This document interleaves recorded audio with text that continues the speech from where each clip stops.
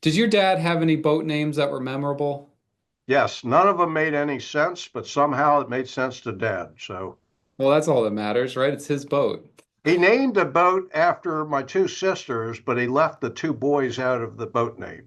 What's up with that? It's starting to make a little bit of sense, I'll say that. So I always thought that, my dad always struggled with boat names, and I thought, all right, well, what about like, a bad title, because that's, that's our career is titles. But you don't buy a boat because of bad titles. You buy a boat because of good titles. So, it could be like still thinking of a good title or bad deeds, good deeds, bad deeds can be corrected and made into good. I don't know. That's kind of fun. But the reality is I got a lot of calls this week because there are new listings that are coming on the market. And some of them have some messes with them, and you just don't know. And Mike, you're as a managing broker of Downing Fry, you deal with this every day of the week. You've got a new listing that comes up, and your office wants to see all the paperwork to make sure, most importantly, we have the right seller. Is that right? And you Yeah, have been a little and bit paranoid. you want to make sure you have all the signatures. You know, if it's a husband and wife, or maybe it's a trust, or maybe it's a group of family members inherited the property, and you only have three out of five signatures. I mean, the signature is very relevant. Signatures are very relevant. I'm going to pull up, a couple of properties here. And they're relevant for you, Mike, especially because you're accepting this listing, you're marketing it for sale, you're going under contract, and then you're obligating your brokerage to paying a commission to the other side potentially. That you don't take very lightly. You want to Yeah, make you could sure get that it's boxed done. in. Yeah, You you would could be get boxed boxed in. in if it's not properly signed, and you're offering a co-broke to a firm, and then the seller wiggles out of the paying the commission. You're still on the hook with that other broker if you sign one of those broker compensation agreements. Absolutely. Absolutely. All right. So we're going to start with the simple, the easy, and then we're going to dive into more complicated. And if you guys have questions, if you have examples that you want me to look up instead of making up examples, you're welcome to put those in the chat, and I'll work on your issue, your listing, as opposed to something that maybe is just an example. All right. So let's share this. Here we go. Here's the trick. And actually, I should go back to the homepage, go right to the county's website. So we tend to be in a bad habit of relying on Relist, the MLS property card. I don't really want you doing that. I want you going to the county website. And I'm giving a little bit of a cheat because you can go to the county appraiser website, and that's fine. I think that we're we if we aggregate too much, if you're using Relist, which is pulling information from the appraiser website, which is pulling information from the clerk, any one of those connections could be wrong, and then you're relying on bad information. And we see that a lot of times with outstanding mortgages. We're using AI and technology to summarize whether there's a mortgage or not, and sometimes it's wrong. And so you can make assumptions about it and send you in the wrong direction. So do yourself a favor. If you're going to list something or buy something, go to the website. It takes an extra minute. You'll learn so much to do this. I think it will really help. Um, yeah, so Liz says the MLS link now goes directly to Relist, but Relist is an aggregator too. Relist is a company that is aggregating information from other sources. So my hope is go right to the source. I think it will be a lot better. Oh, Tidal Wave is a great name, Mike. I like that. Tidal. Margo, I think you're onto something. She gets the first invite when I buy the boat, I guess. All right, so we're on the Collier website. I'll show you Lee County as well. You can search by the property owner, the site address, or the property address. You can use parcel ID as well. I would use parcel ID if it's a vacant lot and you don't have an address. That actually happens. So before an address is actually issued, you will have a tax ID number. And so you might see that with new construction or vacant lots that might be out in the estates or elsewhere. There's just no need to have a property address. So they only have the tax ID number. So let's do site address. It's always easy for me because I might spell someone's name wrong. Less is more. And the good thing with the Collier website is it will pre-populate what you're looking at. So less is more. If you know the first street names, you can then dial it down from there. All right, so here's our property card through the appraiser website. And Relist looks at this. They look at the name/address right on this property list. Well, this isn't always right, especially if it's owned by a trust or if there are multiple parties. They tend, they're going to shrink it, and then when Relist aggregates it, it's going to shrink it even more. So I don't even look at this. I click this button on the bottom here and annotate down here. So you can actually see all the sales over the last, looks like almost a little more than 40 years, 42 years, all the sales. And in the middle there are all of the, you know what, didn't go away. That's strange. Clear all drawings. There it is. All right. So in the middle is the link to the deed itself. So let's click on this link here. I might have to share separately. Yeah, I had to share separately. All right, and so I just clicked that link and it pulled up the warranty deed that is recorded. So if we search, I'm trying all my tools here, Mike. So up here is our recording information. That's where we can find out the consideration, basically what it was paid, the transfer taxes, which are not terribly relevant for what you guys are trying to do, and then where it's recorded, deed book and page, and also when it was recorded, when the property was actually closed on. Then if we scroll down, all these tools I'm trying to use. All right, so again, we have another date. Now you'll notice the date here can be different from the recording date, and that's actually pretty common. We close on a Wednesday, it doesn't actually get recorded until Thursday. Generally, we have a 48-hour requirement per our insurance company guidelines. So you'll see that within 48 hours. If there was a weekend, maybe there's a little bit more than that. But it doesn't really matter. Again, it's just that if you notice that distinction, you can point that out why. Then you've got the first name on here. This is a husband and wife. These are the sellers, or what they call the grantor.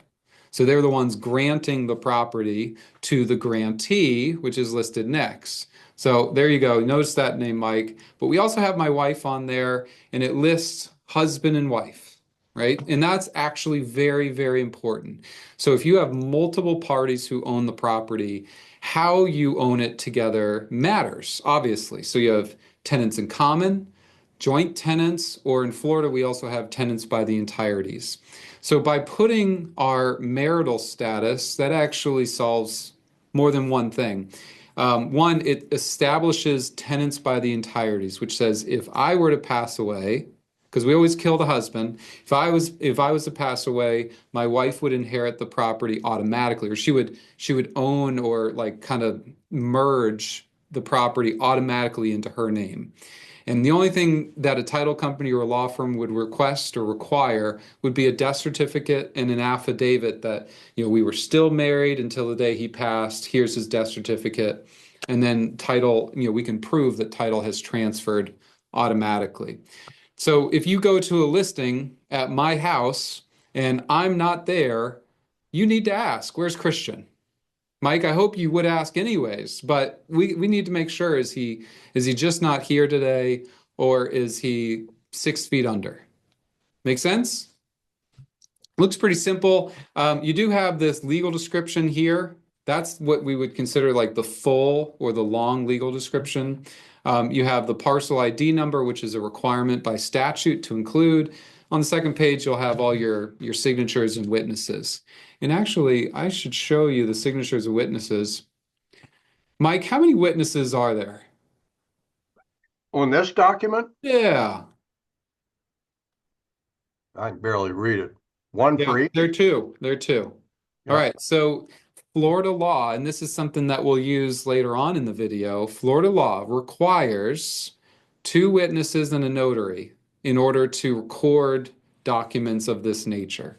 So we will see where we're using a power of attorney and it has no witnesses. Well, that violates Florida law.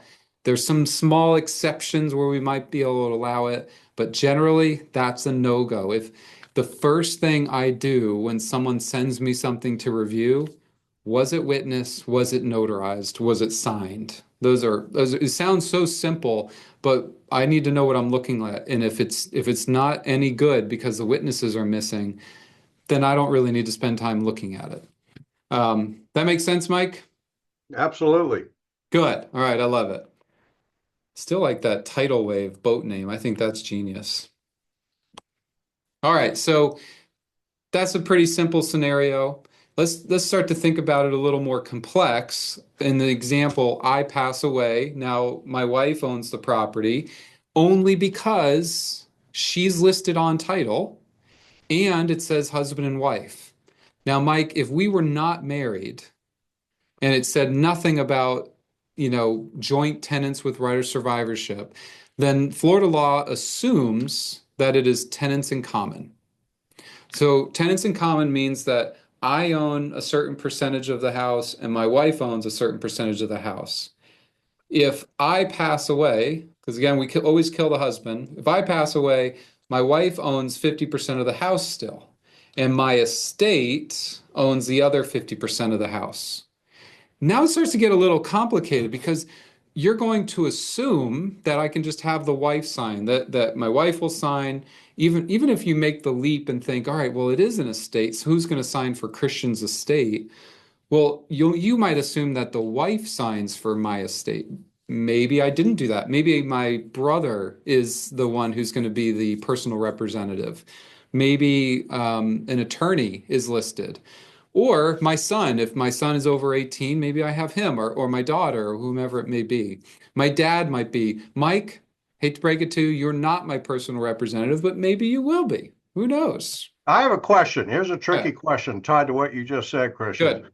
Let's say the wife has 50%. Let's say the estate, maybe it's three siblings, have the other 50%. What happens to the homestead exemption if some of those owners don't live there? Yeah, it eventually half of it will go away. So if you we have this is a great question, Mike, and I appreciate you asking it. If you have two owners, let's say it's trust number one and trust number two, or two single people own this property, well, then both of them need to file for the homestead exemption in order to get the entire benefit. If only one of them applies for the homestead exemption, then you're only going to get half of the homestead benefit. So instead of a $50,000 exemption on the property taxes, you'll get a $25,000 exemption on the property taxes. Now, if you both applied and you both had the homestead exemption, and then the husband passes away, or let's say it's not a husband, say they're just single people, the man passes away, his heirs will enjoy the benefit of the homestead tax exemption for at least the rest of that year. But it's possible that the county will take it away in due time. They may not take it away right away, but they probably will take it away eventually. I think what will happen is you'll do some estate planning at that point. Either the surviving owner will buy out the one that had passed away, or they'll sell the property, or maybe they go on for a couple of years and eventually one of those two things would happen. We had that recently, Mike, where husband and wife, but they owned it in their separate trust, and they did it because it was a second marriage. So if one of them were to pass away, he wanted his half to go to his kids, and for her half to go to her kids. So yes, they were husband and wife, but they wanted to own it as tenants in common. They wanted to be separate. So that happens a lot. It happens incredibly often when you have a second marriage. And in that scenario, he goes to apply for the homestead exemption, just like my wife did when we bought our house.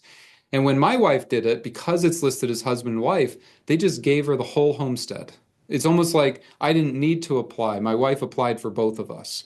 But because they owned it as tenants in common, when he applied, He only got half of the benefit. And she wasn't ready to become a Florida resident. She wasn't ready to make it full time. So we actually ended up changing the title just last week. We changed the title so that when he did apply, he'd get the full benefit. It's a good question. It's complicated. You see how quickly this kind of escalates. Now, the next scenario, and this is, the less, this is the more unfortunate scenario is, all right, I've passed away and now my wife passes away as well. All right, so the two people that are listed on title are no longer with us. So what happens then? Well, in my wife and I scenario, I died first. Everything went to my wife automatically. And then when she passed away, she owned the property 100%. So now it goes into her estate. So if you're going to take this listing, let's say you meet with my kids, you take this listing, you need to make sure that the estate paperwork has been filed and approved by the court. Mike, what do you know about probate? How familiar are you with probate? I can spell it. Yeah, P-R-O, exactly. So probate is both a noun and a verb. Did you know that? I hope I'm right. This is going on the internet. This better be right. All right, so the noun, there's a court in every county across America called the probate court. There's a probate judge. And I guess in those scenarios, it's an adjective, but probate is the place you would go to actually probate your will. And that is where you submit the will and you file a petition. And it says, I am submitting this will. So-and-so just passed away. Here are his heirs at law, basically his kids, his wife, maybe brothers or sisters, whatever it may be. They will swear under oath that this is the true and accurate will and that they are not aware of any other wills that have been made. And then all the beneficiaries, they either need to be served and told about this petition. This is in probate court. And so they can sign off on it as part of the petition, or they'll be served. So they can sign off in advance or they can be served. So all that to be said, there are a couple of steps, and the end step, the one at the end, is where the judge says, you know what, you're right. This is the will. Those are the beneficiaries. And I do like so-and-so to be the personal representative, because the will say, I want my wife to be the personal representative. It will say that. When the judge looks at everything at the end, maybe it takes a month, maybe it's 2 months, maybe it's a year. But once they review everything, they will either deny the petition to appoint that personal representative or they'll approve it. If they approve it, now that personal representative has the right to sign on behalf of the estate. So it's confusing for some people because the will says, I'm appointing my wife. Your instincts say that sounds normal and natural and fair, but it's not really true until the judge approves it. And so that's when you have the ability to sell. Right then at the end, that's when you can sell. But we don't always wait that long. We just don't. Sometimes you want to strike while the iron's hot. You want to start working on the file, and you want to see how quickly you can get to it. How far can I go without needing the judge to approve everything? And it's a tricky question. It really is a tricky answer as well. Mike, if I put my broker shoes on, it's a little uncomfortable to sign a listing and put all this marketing effort and accept a contract if the personal representative hasn't been approved. It's a little weird, but we do it all the time. We do. And I'll tell you all that. It does happen. So let's say you get contacted by the heirs, maybe it's the kids, and they say, I want you to sell our house, our mom's house. And the first question you need to answer is, let me look at the title. And you pull up and it says mom and dad on here. And you say, okay, well, you go back to the kids and you say, it looks like mom and dad owned this property. Tell me about dad. When did he pass? It's like, oh, well, he died 5 years ago.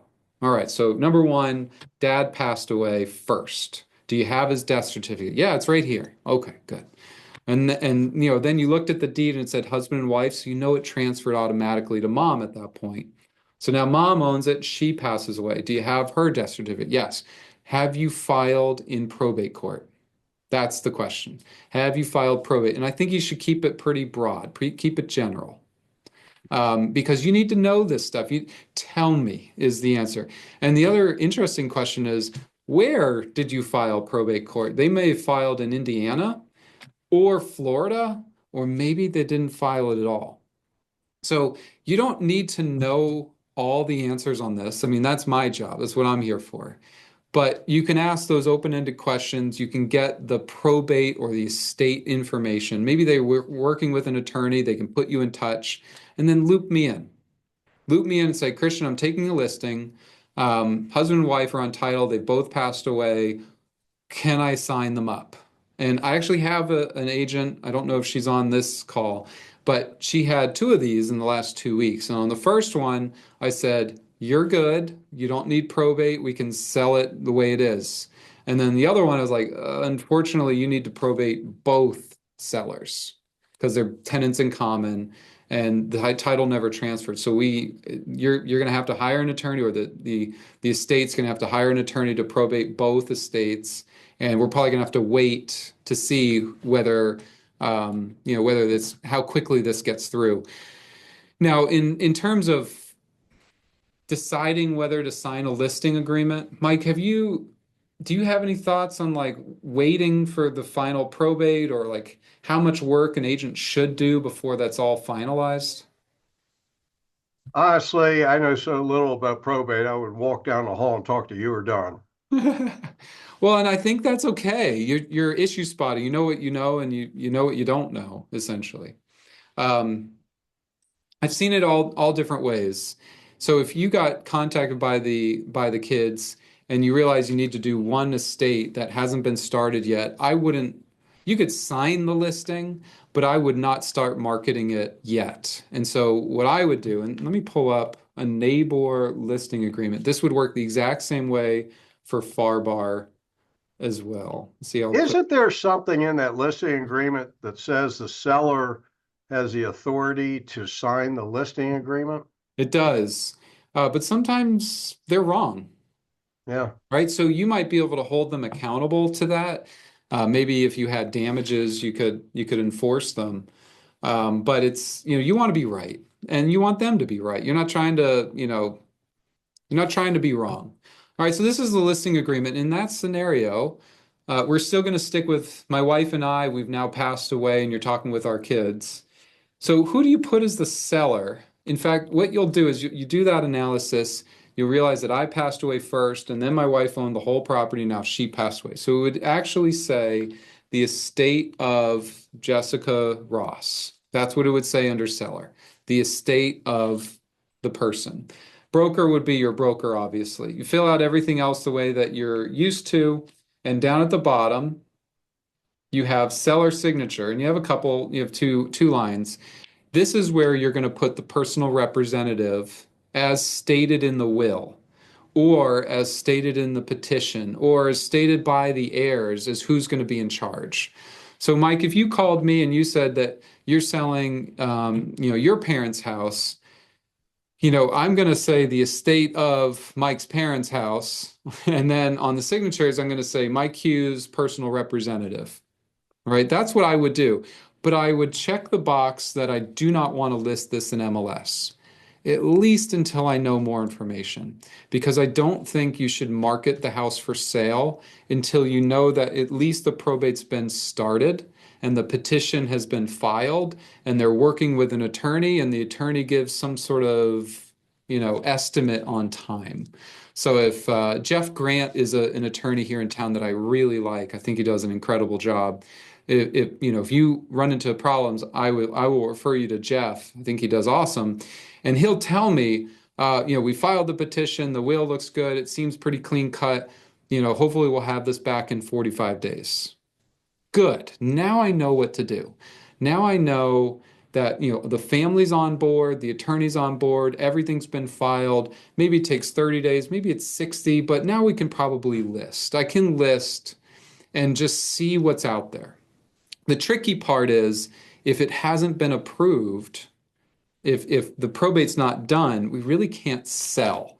So you could list it, but I'm not going to recommend that you accept offers before talking to me. Does that make sense, Mike? That there's, you I- can market it, you can put yourself out there a little bit, but you got to be careful how far you put yourself out there. yeah, I don't want to encourage it, but couldn't you put subject to Yeah, approval? Yeah. you could. So, title, the way our contracts are written, title would require a clean title or clear title. And so this would not be clear title until the probate is completed. So we would do it, if you went under contract immediately and the buyer runs the title, then they would show that they need this and you don't have it. And now you're on a ticking clock. You've got 30 days to figure this out.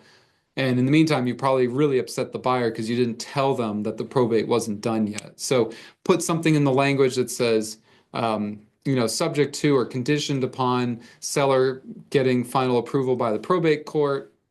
And then you extend out the closing date, and there's ways to do it. I would say if you're a week or two away from getting final approval, you could probably do it realistically and not upset anybody. If you're months away or if you haven't even filed, don't even list it. Don't, just wait. Just wait longer.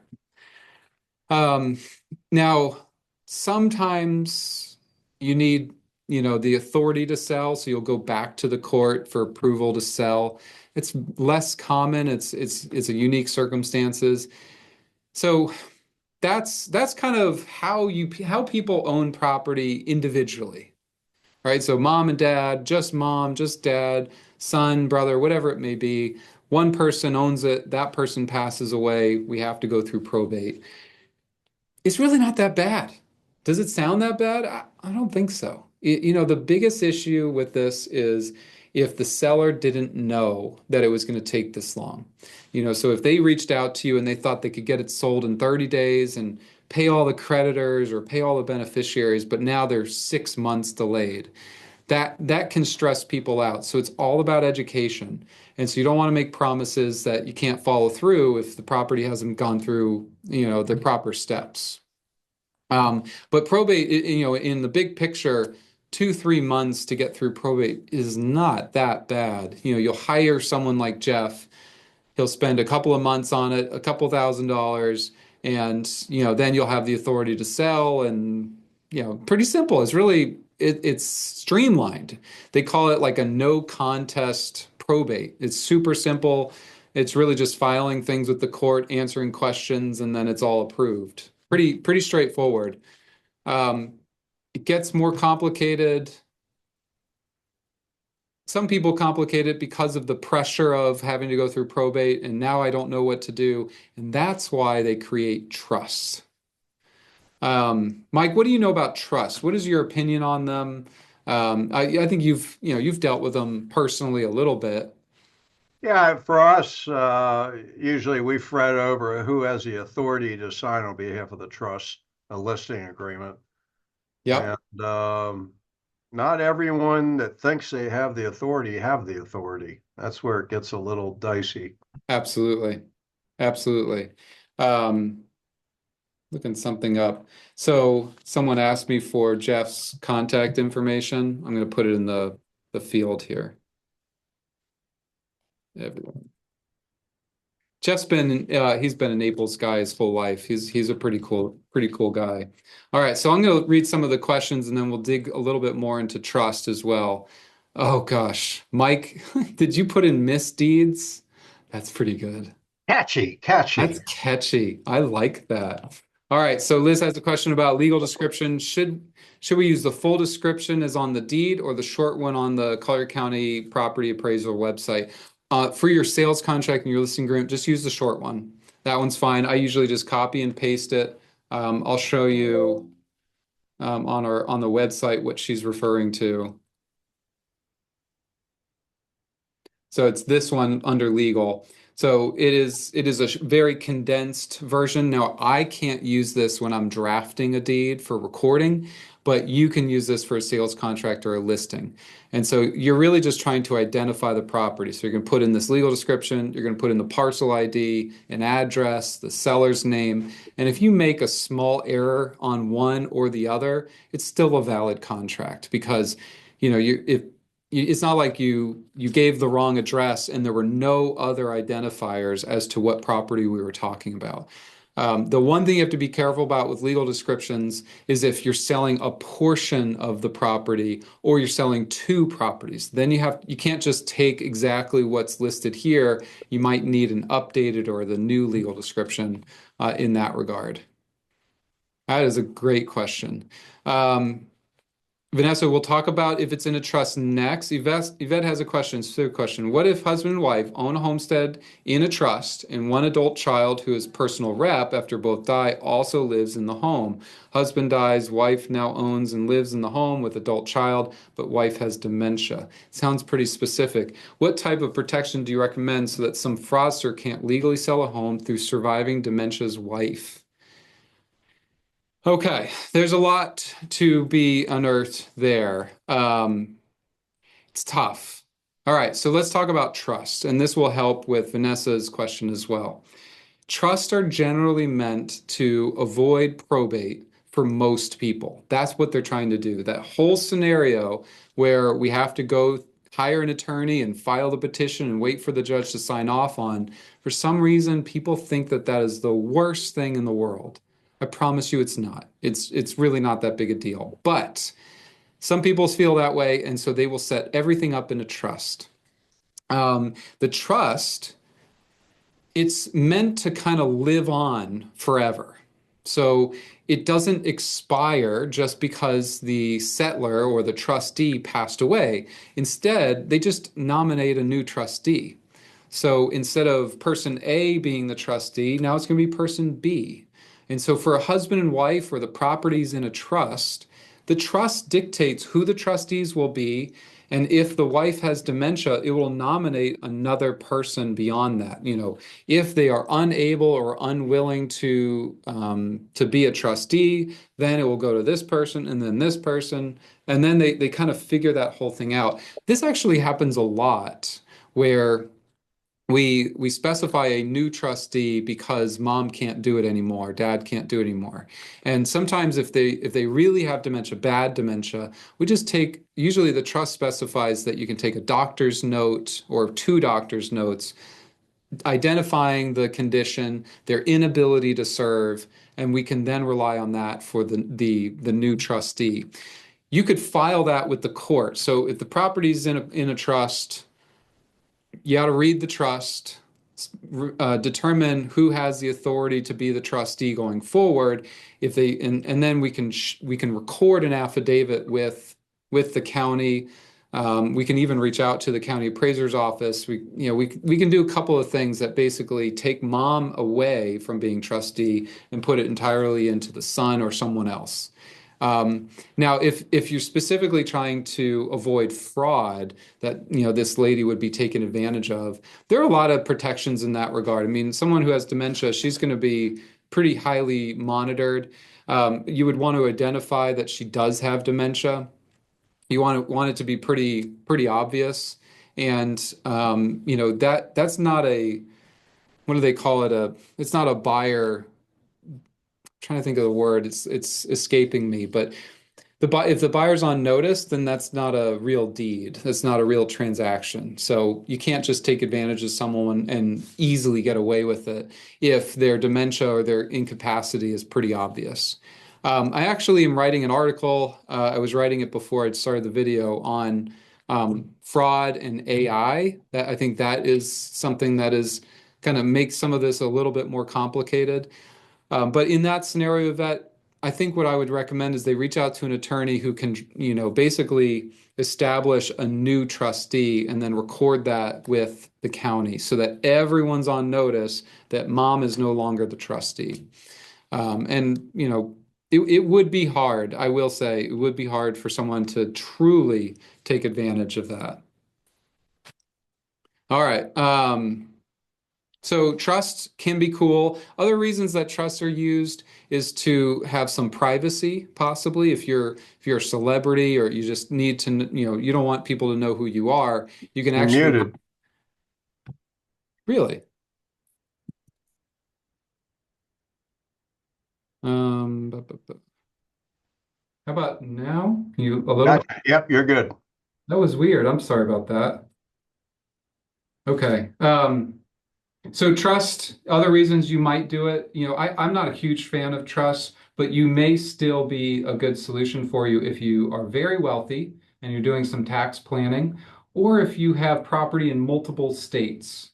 So, Mike, if you have a property in Delaware and Florida, well, you would have to probate in both states. And that's a pain in the neck, especially for your kids who might have to probate everything.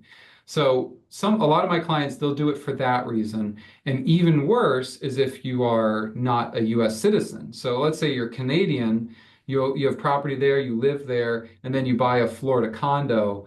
Well, now your kids are going to have to come to the US to probate your estate. That's a pain. I highly strongly endorse someone to set up a trust who's maybe not a US citizen. I think that definitely has a lot of value. And then the last reason people do it is because they may want to rule from the grave. They want to be able to dictate who can do what and when and how. And a lot of times that's because they're caring for someone who might have a handicap or there are maybe some alcohol dependence or something of that nature. But for the normal person that isn't dealing with those things, I think just a pretty typical deed, or even, Mike, have you heard of the Ladybird deed?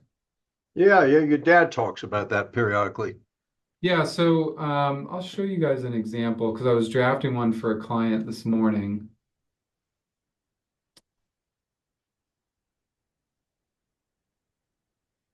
Nope, that's not it either.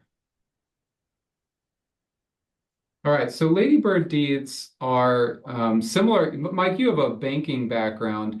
This is similar to a bank beneficiary account, a payable on death account. So it's a warranty deed, but what it does is it says that we're granting to the person a life estate. So basically saying it's your property for as long as you shall live. It's called a life estate. It's a way of owning some property. There's fee simple which is the best way to own property. Life estate is a less desirable way to own property, from a legal perspective, but it has a huge value when we make it into an enhanced life estate, or what we call a ladybird deed. So this is when the person owns the property for their life and with full power and authority to sell, convey, mortgage, lease, or otherwise manage and dispose of the property without needing anyone else's approval. So in a normal life estate, they don't have the ability to sell, but in an enhanced life estate, they do. So in this scenario, my wife and I would grant to ourselves a life estate. So we can sell it, we can mortgage it, we can put a lien on it. As long as we're alive, it's our property. If I pass away, that life estate remains in my wife. If she then passes away, it goes to your remainder men, which is like your beneficiaries. So in my case, it'd be like, upon our passing, everything goes to our four kids, da, da, da, da. And it's automatic. There's no probate necessary because it just transfers. You would need to show death certificates, and that'd be maybe sign a couple affidavits, but it'd be really simple. This could avoid someone going through probate. I would say, Mike, we're doing 2 of these a week, at least. I think they're hugely valuable. They do get what they call the step up in tax benefit. My hesitations with them are when your kids are minors. So in my scenario, it's actually not ideal because all my kids are 10 years or younger. But if you have adult children, this is actually a wonderful tool to pass this on without having to go through a bunch of probate. So if you guys were to pass away, it would transfer immediately to the kids or whoever you specified. It could be anybody. So we love those. They're very tax friendly. They're easy. They're cheap, especially compared to a trust. Trust, you're going to spend a couple of $1,000s minimum. These, they're $500, and you can change them at any time. So if you do this life estate now, you call me in 5 years, we can change it again, and give it to somebody else, or just take it away, or sell it. So definitely something that I really like on a personal level. If you guys are talking to your families about this, or clients who might be interested in it, I think it's worthwhile, because trusts are just, no one understands them. You have to be an attorney to even understand what the trust is trying to do. And so I just think that's needlessly. Sounds like you're muted again.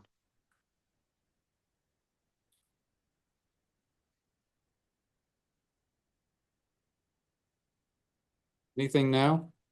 I don't know. You're good now. Something's going on. I'm sorry about all that. It's the internet connection, I Yeah, believe. maybe. What a pain.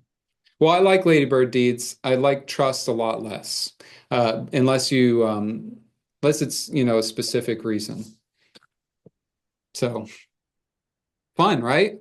I think that's it in a nutshell. So if you go have a listing, you pull the deed, and it's in a trust, then I would list the trustees that are stated on the deed. And so let me see what that might look like. See if I can find you a property like that. Again, let me pull up our share feature. So I'm just going to type in trust. We'll get several examples here.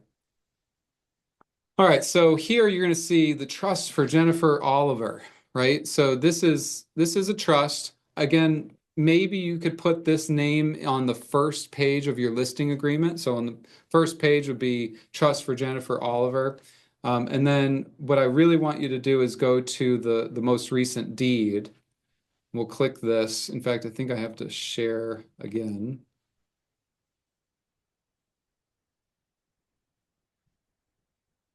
All right, so now I'm looking at the deed itself, and it's showing, see if I can annotate. So it's from Dan and Jennifer, co-trustees of the third trust name, basically there. So that's the grantor. Everything before this is the grantor. That's who owns it currently, or owned it currently. And then they transferred it to Jennifer, Elizabeth, David as co-trustees, or their successor trustee of the trust for Jennifer C. Oliver. In this case, I'm going to make an assumption. It looks like you had the big trust. Maybe it was mom's trust. She passes away, and as part of that trust, it probably nominated or created individual trusts for the kids. And so this is one of the kids, and she has an individual trust that was created from the mothership, basically. So you would put on the first page of your listing agreement the name of the trust. So trust for Jennifer Oliver under the third restatement of the Elizabeth Blackard Hoffman Revocable Trust number 101, dated September 13th, 1988. That is the seller. And then on the signature page, that's a mouthful. And then on the signature page, you would actually put the trustees. You would say Jennifer C. Oliver, comma, trustee. And then you'd put Elizabeth C. Olson, comma, trustee. And then finally, David Oliver, trustee. Or in this case, I guess they're co-trustees or successor trustees. If one of those trustees has passed away or is incompetent or unable to serve, we'd have to nominate a new trustee and fill out a bunch of paperwork, file, a death certificate or a letter, and we'd write out what they call a trust affidavit. So the only other thing that is really neat on here is if they put trust powers right on the deed, and in this case, they did. So that's this part right here. It says, with full power and authority to protect, conserve, sell, or lease, and encumber, otherwise to manage and dispose of real property described in the deed. So they basically have empowered people to rely on these trustees without even looking at the documents themselves, the trust itself. Those people can sell. So these are called trust powers. They're not on every deed, but if they are, then I don't even need to see the trust. I'm just going to ask for Jennifer, Elizabeth, and David to sign my listing agreement. And I'm going to have the three of them sign the sales contract, and I'm going to have the three of them sign the closing documents. Now, if one of them has passed away, or if they've all passed away, or they're not serving anymore, we won't be able to rely on this. But this is a really great cheat code for a trust. The only other one would be an LLC or a corporation. In that scenario, on page one, you're going to put the name of the company. So it'd be, the Hughes Company LLC. And then on the signature page, it would be Mike Hughes, comma, manager, or Mike Hughes, comma, president. And you're going to rely a lot on what your client says and whose authority it is to sign. You can look on Sunbiz, which is the Florida Secretary of State.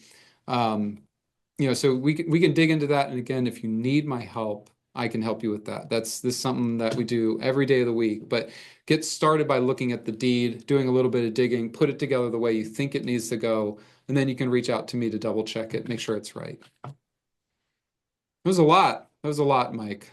Did I miss anything? No, my head is spinning. Yeah, mine too. Actually, I learned quite a bit today because I I really, learned some great boat names. it's in an area that I get, sometimes I have to think about. So I appreciate all this info. Yeah, the key is do the research, figure it out as best you can, try and connect the dots, and then, ask for help, double check it, make sure it's right. One reminder, Christian, a week from now, it's Christmas. A week from then, it's New Year's. You're not going to see us for a while, huh? You're not going to see us until January, and that's Oh, why I wanted to make sure we did this video. So we'll we, take 2 weeks off, and then we'll kick back on it in January. we want to hear your New Year's resolutions when we do come in again. Well, that'll be great. I'll probably need to clean my office. Oh boy. No, no, that's classic. It is pretty classic. Yeah, Merry Christmas, everyone.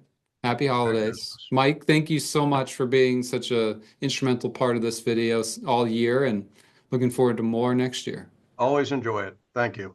Thanks, guys.